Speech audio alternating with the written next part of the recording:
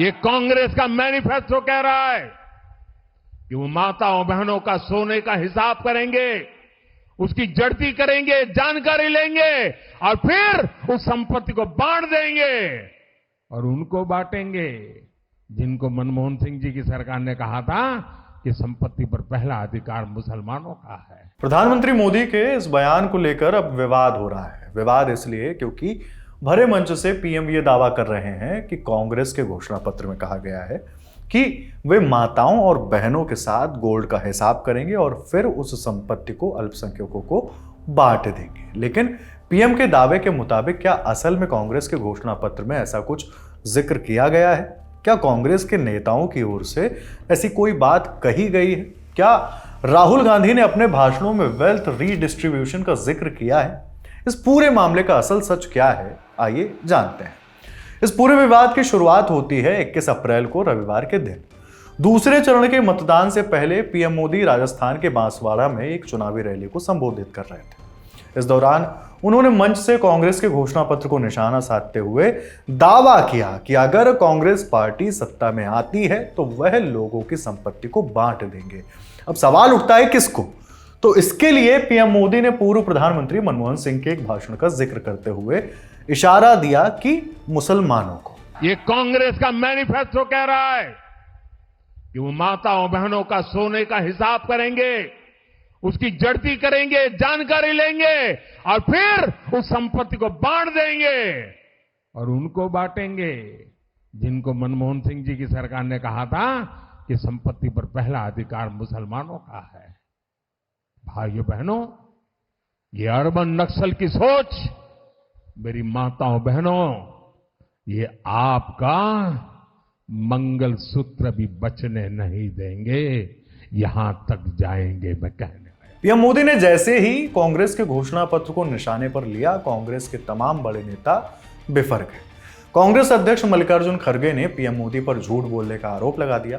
मल्लिकार्जुन खड़गे ने social media platform x पर एक पोस्ट किया जिसमें लिखा गया, आज मोदी जी के बौखलाहट भरे भाषण से दिखा कि प्रथम चरण के नतीजों में इंडिया जीत रहा है। मोदी जी ने जो कहा वो हेट स्पीच तो है ही, ध्यान भटकाने की एक सोची समझी चाल है। प्रधानमंत्री ने आज वही किया जो उन्हें संघ के संस्कारों में मिला है।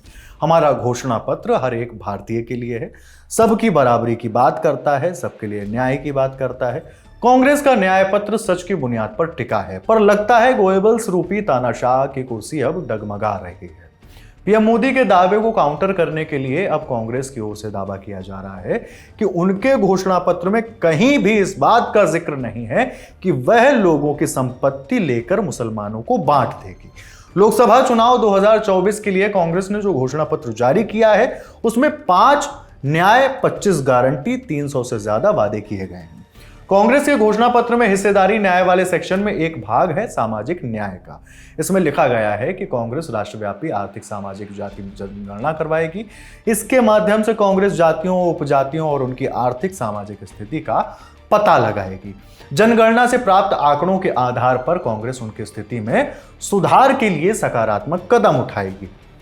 हालांकि इस पूरे घोषणा पत्र में कहीं भी इस बात का जिक्र नहीं है कि वो सत्ता में आने पर देश की संपत्ति को मुसलमानों को बांट देगी। तो सवाल उठता है कि प्रधानमंत्री का हमला किस बयान या किस चुनाव वादे पर था? इसी बीच कांग्रेस की ओर से पीएम मोदी को चुनौती दी गई है। देश के प्रधानमंत्री ने आज फिर झूठ बोला। एक चुनाव जीतने के लिए आप झूठ पे झूठ परोसते चले जाओगे जनता को। चलिए, आपकी गारंटियां झूठी, आपके जुमले झूठे, आपके वादे झूठे। अब देश को हिंदू मुसलमान के नाम पर आप झूठ परोस कर बांट रहे हैं।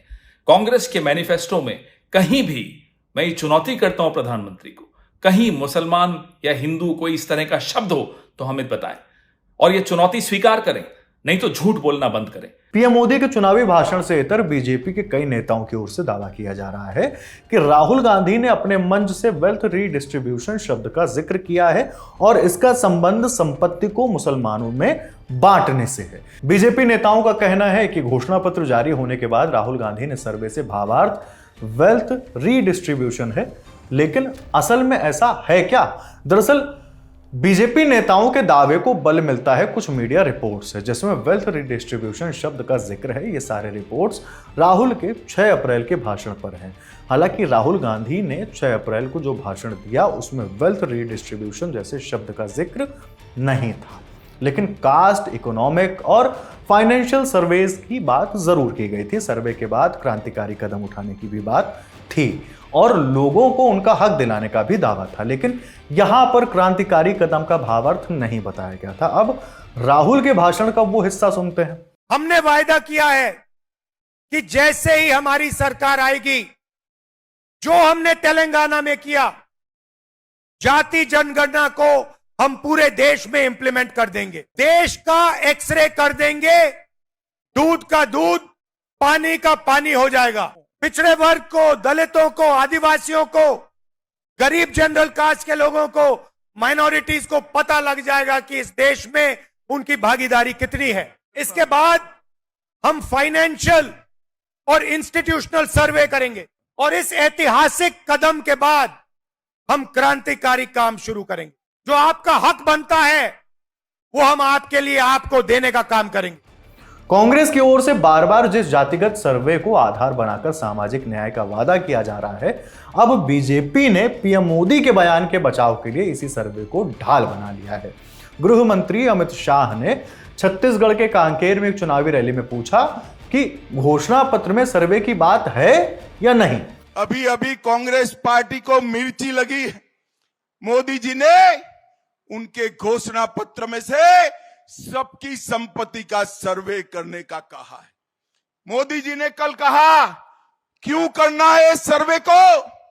कांग्रेस पार्टी पूरी नरेंद्र मोदी पर सवाल उठा रही है। मैं आज कांग्रेस पार्टी को पूछना चाहता हूं, आपके घोषणा पत्र में सर्वे की बात है या नहीं है? राहुल बाबा देश के नाम में स्पष्ट करे। और मनमोहन सिंह, आपके प्रधानमंत्री ने कहा था संसाधन पर पहला अधिकार माइनॉरिटी का है, आदिवासी दलित का नहीं है, आदिवासी दलित का नहीं है। भाई और बहनों, देश भर के मठ मंदिर और सबकी संपत्ति पर जो नजर है वो पैसा कहां जाना वाला है। मनमोहन सिंह को याद करो, उन्होंने कहा कि पैसा पर, रेवेन्यू पर, संसाधन पर सबसे पहला अधिकार माइनॉरिटी का है। ये कांग्रेस पार्टी कहती है। हालांकि कांग्रेस अध्यक्ष खड़गे की ओर से बीजेपी के आरोपों पर कहा जा रहा है कि उनके पास बोलने के लिए कुछ नहीं है, इसलिए वो ऐसी बयानबाजी कर रहे हैं। जो आदमी अपनी हिम्मत खो लेता है और जिसके पास बोलने के लिए कुछ मुद्दे नहीं है तो ऐसी चीजें लाते हैं। अगर उनके पास उनके ठोस मुद्दे हैं, ठोस काम है, वो बता सकते हैं जो जनता के भलाई के लिए और सबके लिए है। तो उनके पास कुछ नहीं बोलने के लिए, वो हमेशा कांग्रेस को टीका करते हैं या अपोजिशन। और खास करके आजकल तो ये बोल रहे हैं कि इंडिया गठबंधन, वहाँ कुछ भी नहीं है, कोई लीडर नहीं है। अरे लीडर, गठबंधन में लीडर पैदा होता है बाद में, पहले ही थोड़ा ही करते हैं, कभी भी ऐसा नहीं हुआ। अब इस पूरे विवाद के बीच कांग्रेस पार्टी ने पीएम मोदी के बयान की शिकायत चुनाव आयोग से की है। कांग्रेस ने चुनाव आयोग से मामले की शिकायत के बाद कहा है कि इसका तुरंत संज्ञान लेना चाहिए और मामले में एक्शन लेना चाहिए। कांग्रेस के घोषणा पत्र को लेकर अब इस पूरे विवाद के बीच अब देखना होगा कि क्या चुनाव आयोग कांग्रेस की शिकायत पर एक्शन लेता है या नहीं, और अगर कार्रवाई होती है तो वो कब तक होगी। ये सवाल इसलिए भी उठ रहे हैं क्योंकि प्रधानमंत्री के बयान को इतना समय हो गया है, लेकिन चुनाव आयोग की ओर से कोई प्रतिक्रिया नहीं आई है। इस मामले से जुड़ा जो भी अपडेट होगा उसके लिए आप देखते रहिए द लल्लन टॉप। आपके लिए सारी जानकारी जुटाई थी मेरे साथी सुप्रिया ने। मैं हूं हिमांशु, नमस्ते।